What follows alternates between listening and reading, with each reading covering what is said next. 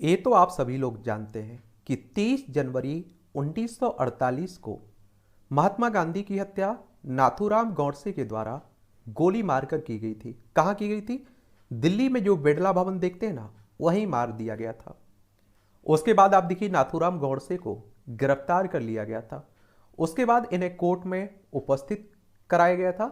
वहां इनके द्वारा जज के सामने अदालत में जो अंतिम बयान है, जो बयान दिए गए हैं, उन बयानों को आज हम लोग इस क्लास में देखेंगे। और आज के समय में आप देखिए नाथूराम गौडसे को मानने वाले भी बहुत हैं और गांधी को मानने वाले भी हैं, और दोनों में आप देखते हैं कि टकराव भी बना रहता है। और गांधी की हत्या को लेकर भी अपने अपने तर्क देते रहते हैं। कुछ लोग कहते हैं कि आप देखेंगे कि महात्मा गांधी की हत्या इसलिए की गई थी क्योंकि पाकिस्तान का काफी मदद भी वो कर रहे थे, और जो बंटवारे में पैसे मिले थे, तो आप देखिए गांधी जी उस पैसे को पाकिस्तान को देने के पक्ष में थे और उसके लिए अनशन किया, उसके लिए आंदोलन करने की बात कर रहे थे। ये नाथूराम गौडसे के जो सपोर्टर हैं वो कहते हैं। और जो गांधी जी के समर्थक हैं वो क्या कहते हैं? वो कहते हैं कि देखिए पाकिस्तान को जो पैसा मिला था बंटवारे में, उसके पक्ष में गांधी जी थे, लेकिन उन्होंने कभी भी क्या कभी भी आंदोलन या अनशन करने की बात नहीं कही थी। तो ये देखने को मिलेगा। ये आप देखिए नाथूराम गौडसे आप कोर्ट में देख रहे होंगे, क्या कोर्ट में आपको दिखाई दे रहा है? और ये आप देख लीजिए, ये अंतिम तस्वीर है गांधी जी की, और ये आप देखिए नाथूराम गौडसे। तो ये सब आप देखिए गौडसे का बयान है। जहां मैं अगर बोलूं तो समझिए कि गौडसे बोल रहे हैं, ठीक है। तो एक धार्मिक ब्राह्मण परिवार में जन्म लेने के कारण मैं हिंदू धर्म, हिंदू इतिहास और हिंदू संस्कृति की पूजा करता हूं, और इसलिए मैं संपूर्ण हिंदुत्व पर गर्व करता हूं। जब मैं बड़ा हुआ तो मैंने मुक्त विचार करने की प्रवृत्ति का विकास किया, जो किसी भी राजनीतिक या धार्मिक बात की असत्य मूलक भक्ति की बातों से मुक्त हो। और यही कारण है कि मैंने अस्पष्टता और जन्म पर आधारित जातिवाद को मिटाने के लिए सक्रिय कार्य किया। कौन कह रहे हैं? नाथूराम गौडसे। फिर आप देखेंगे कि आगे ये कहते हैं कि मैं राष्ट्रीय स्वयंसेवक संघ के जातिवाद विरोधी आंदोलन में खुले रूप में शामिल हुआ। और याद रखिए राष्ट्रीय स्वयंसेवक संघ आरएसएस की बात हो रही है, और आप देखते हैं कि इसका हेडक्वार्टर नागपुर में देखने को मिलेगा। केवी हेडगेवार इसके फाउंडर थे, और आप देखते हैं कि हिंदू राष्ट्र हिंदुत्व की बात करता है ये संगठन। ये आगे कहते हैं कि मैं मानता हूं कि सभी हिंदुओं के धार्मिक और सामाजिक अधिकार समान है। सभी को उनकी योग्यता के अनुसार छोटा या बड़ा माना जाना चाहिए, ना कि किसी विशेष जाति या अथवा व्यवसाय में जन्म लेने के कारण। मैं जातिवाद विरोधी सहभोजों के आयोजन में सक्रिय भाग लिया करता था, जिसमें हजारों हिंदू, ब्राह्मण, क्षत्रिय, वैश्य, चमार और भंगी भाग लेते थे। हमने जाति के बंधनों को तोड़ा और एक दूसरे के साथ भोजन भी किया। और कहते हैं कि एक समय गांधी जी के बड़ा अनुयायी हुआ करता था नाथूराम गौडसे, और आप देखिए कि उन्हें मानता था। मैं रावण, चाणक्य, दादा भाई नौरोजी, विवेकानंद, गोखले, तिलक के भाषणों और लेखों को पढ़ा। साथ ही मैंने भारत और कुछ अन्य प्रमुख देशों जैसे इंग्लैंड, फ्रांस, अमेरिका, रूस के प्राचीन और आधुनिक इतिहास को भी पढ़ा। और इनके अतिरिक्त मैंने समाजवाद, मार्क्सवाद के सिद्धांतों का भी अध्ययन किया। लेकिन इन सब से ऊपर मैंने वीर सावरकर और गांधी जी के लेखों, भाषणों पर का भी गहराई से अध्ययन किया, क्योंकि मेरे विचार से किसी भी अन्य अकेली विचारधारा की तुलना में इन दो विचार धाराओं ने पिछले लगभग 30 वर्षों में भारतीय जनता के विचारों को मोड़ देने और सक्रिय करने में सबसे अधिक भूमिका निभाई है। और वीर सावरकर को लेकर भी आप देखते हैं विवाद उठता रहता है। और इस समस्त अध्ययन और चिंतन से मेरा यह विश्वास बन गया कि एक देशभक्त और एक विश्व नागरिक के नाते हिंदुत्व और हिंदुओं की सेवा करना मेरा पहला कर्तव्य है। स्वतंत्रता प्राप्त करने और लगभग 30 करोड़ हिंदुओं के न्यायपूर्ण हितों की रक्षा करने से समस्त भारत, जो समस्त मानव जाति का 5वां भाग है, को स्वतः ही आजादी प्राप्त होगी और उसका कल्याण होगा। और इस निश्चय के साथ ही मैंने अपना संपूर्ण जीवन हिंदू संगठन की विचारधारा और अब कार्यक्रम में लगा देने का निर्णय किया, क्योंकि मेरा विश्वास है कि केवल इसी विधि से मेरी मातृभूमि हिंदुस्तान की राष्ट्रीय स्वतंत्रता को प्राप्त किया और सुरक्षित रखा जा सकेगा, और इसके साथ ही वह मानवता की सच्ची सेवा भी कर सकेगी। और फिर आप देखते हैं ये कहते हैं आगे कि सन 1920 में से अर्थात लोकमान्य तिलक के देहांत यानी कि उनकी डेथ के पश्चात कांग्रेस ने गांधी जी का प्रभाव पहले बढ़ा फिर सर्वोच्च हो गया। कांग्रेस की स्थापना की बात करें तो आप देखेंगे 28 दिसंबर 1885 में इसकी स्थापना हुई थी। इसके संस्थापक A.O. ह्यूम थे। इसके पहले अध्यक्ष WC बनर्जी थे, व्योमेश चंद्र बनर्जी थे। ये आगे कहते हैं कि जन जागरण के लिए उनकी गतिविधियां अपने आप में बेजोड़ थी और फिर सत्य अहिंसा के नारों से वे अधिक मुखर हुई और जिनको उन्होंने देश के समक्ष आडंबर के साथ रखा था। कोई भी बुद्धिमान या ज्ञानी व्यक्ति इन नारों पर आपत्ति नहीं उठा सकता है। वास्तव में इनमें कुछ भी नया अथवा मौलिक नहीं है और वे प्रत्येक संवैधानिक जन आंदोलन में शामिल होते, लेकिन यह केवल दीवा स्वप्न ही है। यदि आप सोचते हैं कि मानवता का एक बड़ा भाग इन उच्च सिद्धांतों का अपने सामान्य दैनिक जीवन में अवलंबन लेने या व्यवहार में लाने में समर्थ है या फिर कभी हो सकता है। और देखिए गांधी जी अहिंसा की और सत्य की बात कर रहे हैं और ये आगे कहते हैं कि वस्तुतः सम्मान, कर्तव्य और अपने देशवासियों के प्रति प्यार कभी कभी हमें अहिंसा के सिद्धांत से हटने और बल का प्रयोग करने के लिए बाध्य कर सकता है। मैं कभी यह नहीं मान सकता कि किसी आक्रमण का सशक्त प्रतिरोध कभी गलत या अन्यायपूर्ण भी हो सकता है। इनका कहने का मतलब यह है कि सामने से कोई अगर आप सोचिए बल का प्रयोग कर रहा है तो हमें भी उसका प्रतिरोध करना चाहिए। आक्रमण का एक तरह से विरोध करना चाहिए, उसका आप देखिए ईंट का जवाब पत्थर से देने की बात कर रहे हैं। प्रतिरोध करने और यदि संभव हो तो ऐसे शत्रु को बलपूर्वक वश में करने को मैं एक धार्मिक और नैतिक कर्तव्य मानता हूं। इसमें ये उदाहरण भी देते हैं। रामायण में राम ने विराट युद्ध में रावण को मारा और सीता को मुक्त कराया। महाभारत में कृष्ण ने कंस को मारकर और उसकी निर्दयता का अंत किया। अर्जुन को अपने अनेक मित्रों और सगे संबंधियों, जिनमें आप देखिए पूज्य भीष्म भी शामिल थे, के साथ भी लड़ना पड़ा, उनको मारना भी पड़ा क्योंकि वे आक्रमणकारियों का साथ दे रहे थे। और यह मेरा दृढ़ विश्वास है कि महात्मा गांधी ने राम, कृष्ण और अर्जुन को हिंसा का दोषी ठहराकर मानव की सहज प्रवृत्तियों के साथ विश्वासघात किया था। फिर नाथूराम गौडसे आगे कहते हैं कि अधिक आधुनिक इतिहास में छत्रपति शिवाजी ने अपने वीरतापूर्ण संघर्ष के द्वारा ही पहले भारत में मुस्लिमों के अन्याय को रोका और फिर उनको समाप्त किया। शिवाजी द्वारा अफजल खां को काबू करना और उसका वध करना अत्यंत आवश्यक था, अन्यथा उनके अपने प्राण चले जाते। इतिहास के इन विराट योद्धाओं जैसे शिवाजी, राणा प्रताप, गुरु गोविंद सिंह की निंदा दिग्भ्रमित देशभक्त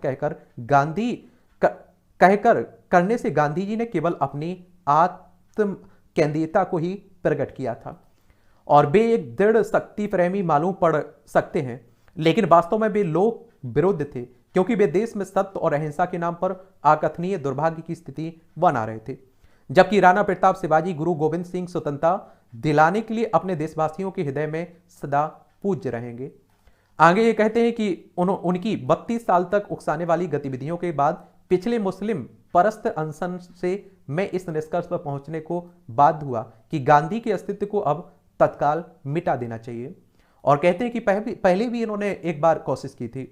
गांधी जी ने दक्षिण अफ्रीका में वहां के भारतीय समुदायों के अधिकारों और हितों की रक्षा के लिए अच्छा कार्य किया, लेकिन जब वे अंत में भारत लौटे तो उन्होंने एक ऐसी मानसिकता विकसित कर ली जिसके अंतर्गत अंतिम रूप से वे अकेली ही किसी बात को सही या गलत तय करने लगे। और यदि देश को उनका नेतृत्व चाहिए तो उनको उनका सर्वदा सही मानना पड़ेगा। यदि ऐसा ना माना जाए तो वे कांग्रेस से अलग हो जाएंगे। यानी कि गांधी जी अपने आप को सर्वोच्च मान रहे थे। अगर उनकी मदद चाहिए किसी आंदोलन में तो ये कह रहे हैं कि उनकी हर बात को मानना पड़ेगा। अगर ऐसा नहीं करते तो वो कांग्रेस से अलग होने की बात कर देते थे। कई बार आप देखते हैं कि कांग्रेस को छोड़ा भी था गांधी जी ने। अपनी अलग गतिविधियां चलाएंगे और ऐसी प्रवृत्ति के सामने कोई भी मध्य मार्ग नहीं हो सकता। या तो कांग्रेस उनकी इच्छा के सामने आत्मसमर्पण कर दे या फिर आप देखिए उनकी सनक मनमानी तत्वज्ञान और आदिम दृष्टिकोण में स्वर में स्वयं मिलाए अथवा उनके बिना काम चलाए। वे अकेले ही प्रत्येक व्यक्ति और प्रत्येक वस्तु के लिए निर्णायक थे। और आगे कहते हैं कि नागरिक अयोध्या आंदोलन के पीछे प्रमुख मस्तिष्क थे। कोई अन्य उस आंदोलन की तकनीक नहीं जान सकता था। वे अकेले ही जानते थे कि कोई आंदोलन कब प्रारंभ किया जाए और कब उसे वापस लिया जाए।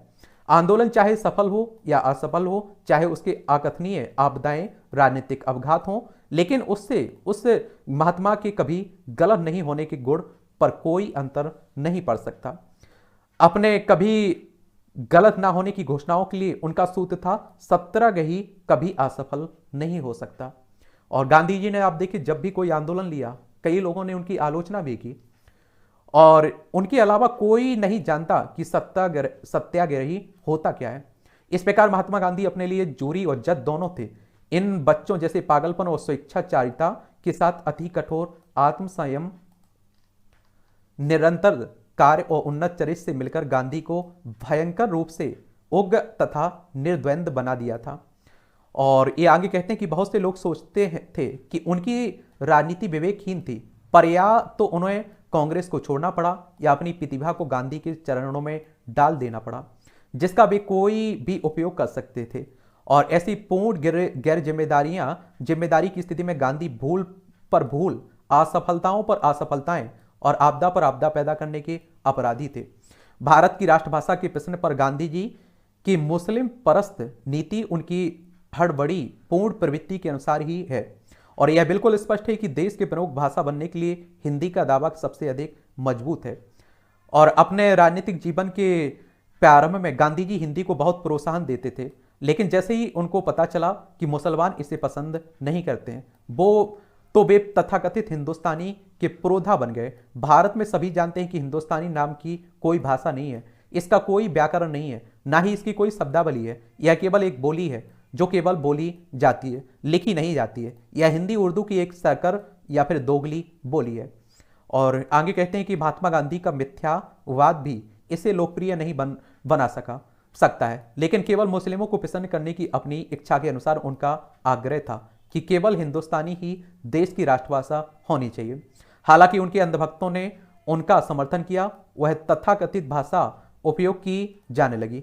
इस प्रकार मुस्लिमों को खुश करने के लिए हिंदी भाषा के सौंदर्य और शुद्धता के साथ बलात्कार किया गया, और उनके सारे प्रयोग केवल हिंदुओं की कीमत पर किए जाते थे।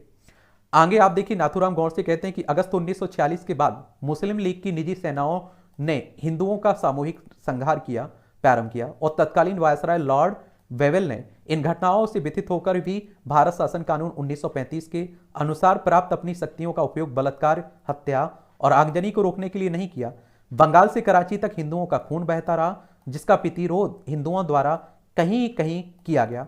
सितंबर में बनी अंतरिम सरकार के साथ मुस्लिम लीग के सदस्यों द्वारा प्रारंभ से ही विश्वासघात किया गया, लेकिन सरकार के साथ जिसके वे अंग थे, जितने अधिक राजद्रोही विश्वासघाती होते जाते थे, उनके प्रति गांधी का मोह उतना ही बढ़ता चला जाता था। लॉर्ड वेवेल को त्यागपत्र देना पड़ा, क्योंकि वे इस समय इस समस्या को हल नहीं कर सके, और उनकी जगह लॉर्ड माउंटबेटन आए, जैसे नागनाथ की जगह सांपनाथ आए हों। आगे नाथूराम गोडसे कहते हैं कि कांग्रेस ने जो अपनी देशभक्ति और समाजवाद का दंभ किया करती थी, गुप्त रूप से बंदूक की नोक पर पाकिस्तान को स्वीकार कर लिया और जिन्ना के सामने नीचता से आत्मसमर्पण कर दिया और भारत के टुकड़े कर दिए। और 15 अगस्त 1947 के बाद देश का 1/3 भाग हमारे लिए विदेशी भूमि हो गया, क्योंकि आप देखिए 1947 में पाकिस्तान अलग हो गया था, और आज जो बांग्लादेश देखते हैं आप लोग, वो बांग्लादेश भी पहले पाकिस्तान को ही मिला था। कांग्रेस में लॉर्ड माउंटबेटन को भारत का सबसे महान वायसराय और गवर्नर जनरल बताया जाता है।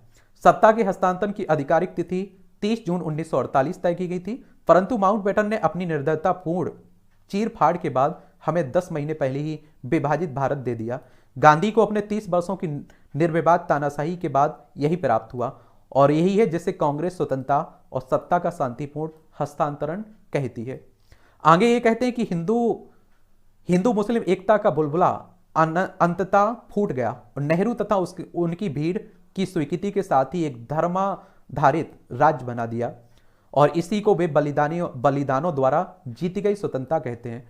और किसका बलिदान? जब कांग्रेस के शीर्ष नेताओं ने गांधी की, आप देखेंगे कि गांधी की सहमति से इस देश को काट डाला और जिसे हम पूजा की वस्तु मानते हैं, तो मेरा मस्तिष्क भयंकर क्रोध से भर गया। नाथूराम गोडसे का गांधी ने अपने आमरण अनशन को तोड़ने के लिए जो शर्तें रखी थी उनमें एक दिल्ली में हिंदू शरणार्थियों द्वारा घेरी गई मस्जिदों को खाली करने से संबंधित थी। कि ये आगे क्या कहते हैं कि परंतु जब पाकिस्तान में हिंदुओं पर हिंसक आक्रमण किए गए तब उन्होंने उसके विरोध एक शब्द भी नहीं बोला और पाकिस्तान सरकार अथवा संबंधित मुसलमानों को इसे रोकने के लिए कुछ नहीं कहा। किसने? गांधी जी ने। कौन कह रहा है? ये कह रहे हैं नाथूराम गोडसे कह रहे हैं। ठीक है, आगे आप देखेंगे कहते हैं कि गांधी इतने चतुर तो थे ही कि वे जानते थे कि यदि उन्होंने अपना आमरण अनशन तोड़ने के लिए पाकिस्तान मुसलमानों पर कोई शर्त रखी तो उनको शायद ही कोई मुसलमान ऐसा मिलेगा जो उनकी जिंदगी की जरा भी चिंता करेगा और भले ही आमरण अनशन में उनके प्राण चले जाए। इसी कारण उन्होंने अनशन तोड़ने के लिए जानबूझकर मुस्लिमों पर कोई शर्त नहीं लगाई और वे अपने अनुभव से अच्छी तरह जानते थे कि जिन्ना उनके अनशन से बिल्कुल भी विचलित या प्रभावित नहीं होते थे।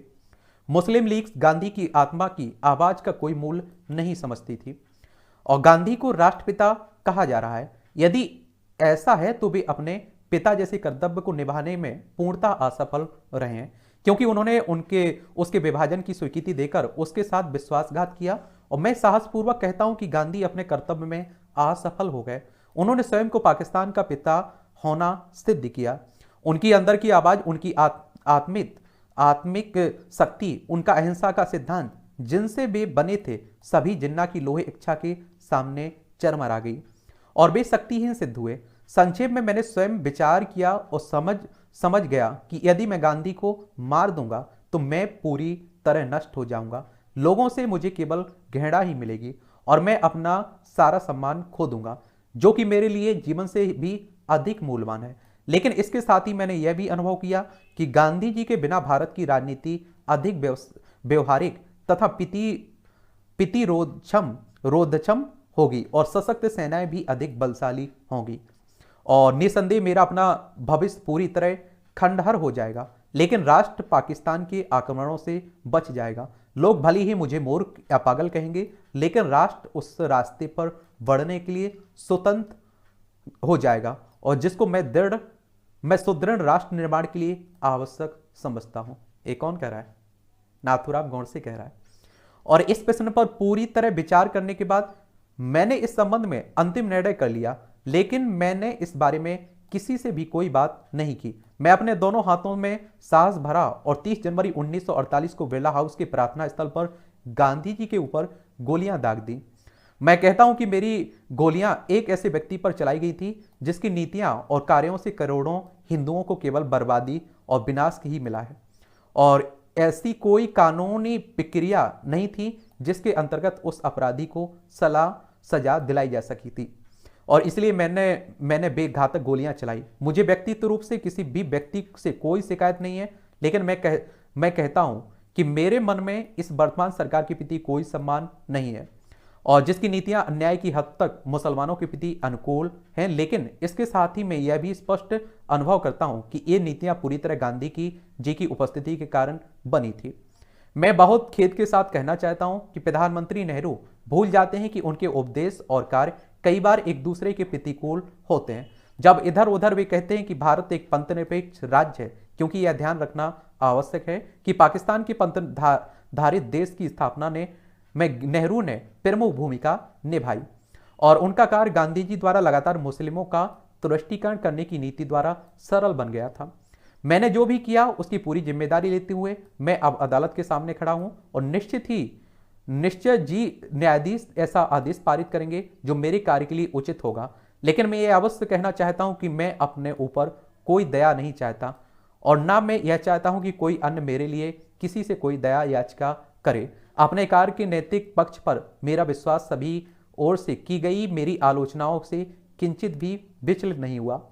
मुझे कोई संदेह नहीं है कि इतिहास के ईमानदार लेखक मेरे कार्य का वजन तौलकर भविष्य में किसी दिन इसका सही मूल्यांकन करेंगे। जय हिंद।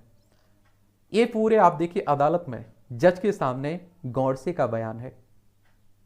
अब आप देखिए अपनी अपनी बातें आप लोगों को रखने की आज़ादी है और भारत में आप देखते आज़ाद भारत देश है और आपको आज़ादी दी गई बोलने की, तो आप कुछ भी बोल सकते हैं नाथूराम गोडसे के बारे में चाहे गांधी के बारे में। तो चलिए, इस तरह की सीरीज हमारी चलती रहेगी। हमारा उद्देश्य बिल्कुल भी किसी की भावनाओं को ठेस पहुंचाना नहीं है। यहाँ हम लोगों को अब जो भी किताबों से कहीं से कोई जानकारी मिलती है, आप लोगों के सामने रख देना है बस।